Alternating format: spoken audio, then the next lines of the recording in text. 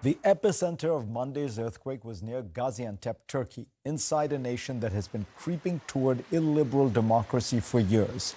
Its president, Recep Tayyip Erdogan, has led the nation for 2 decades now, but he faces a tough election in just 3 months. Just a few dozen miles away from the epicenter lies the Syrian border. That nation was also devastated in the disaster and has been a pariah state for about a decade. So this terrible disaster, while so deeply personal for so many, is also deeply touched by politics. And we're going to talk about some of that now. Joining me now again, David Miliband and Richard Haas. David, first, tell us your reactions. You run one of the best and largest relief organizations in the world. What's going on? What have you been struck by? Well, it's a crisis piled on a crisis, a natural disaster piled on a political crisis. Because over the last 3 or 4 years, the world's attention has moved away from Syria, but this forgotten crisis has not been resolved at all. So on a Sunday last week, 15 million people across Syria in humanitarian need, 4 million of them who we helped to serve in the northwest of the country under the control of a range of rebel opposition groups in desperate circumstances. The earthquake has left people who were already without homes with nothing.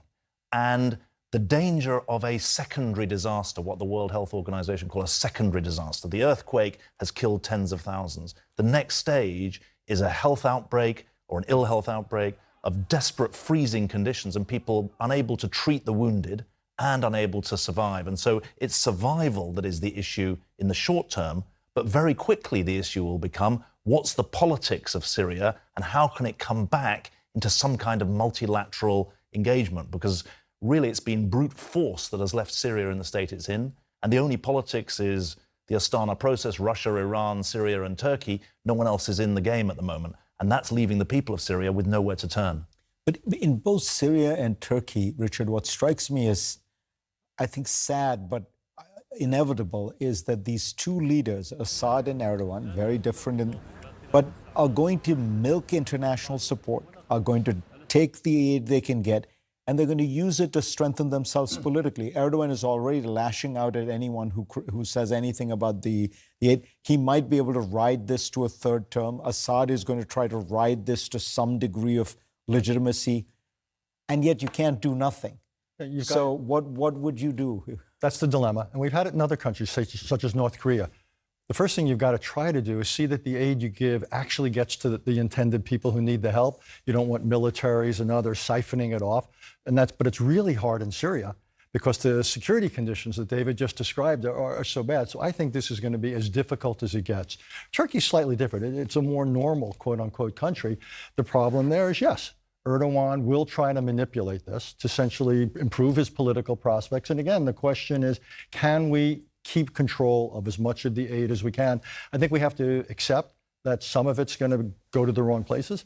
I think you just do the best you can, but you understand it's almost like a tax read. Some of what we send in there is not going to go to the people we're trying to help. You're on the front lines. What do you think of this dilemma? Well, the humanitarian aid that's going in to help people with medical kits, with basic cash, with food supplies, the UN is the largest, the UN World Food Programme is the largest supplier.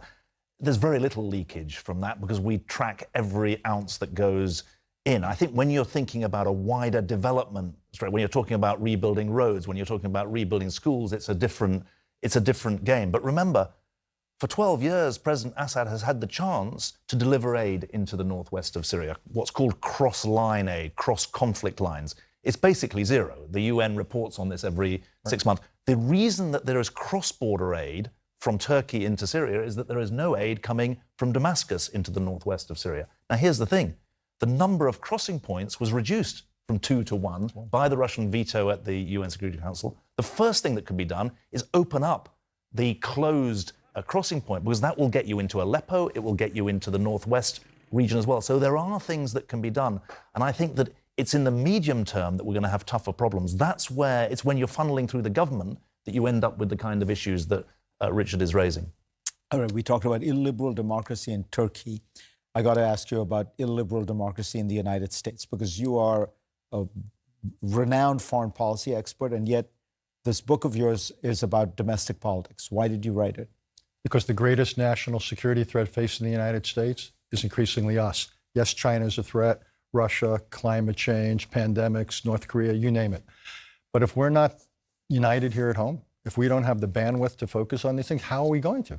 So right now, our national security depends on doing something about the gridlock that prevents us from meeting our domestic challenges, and obviously gets in the way of focusing or meeting these international challenges. When you watch the State of the Union and you see these Republican congressmen heckle the president, does it, I mean, one of the things you talk about is be civil, you know, it doesn't feel like they're reading your book.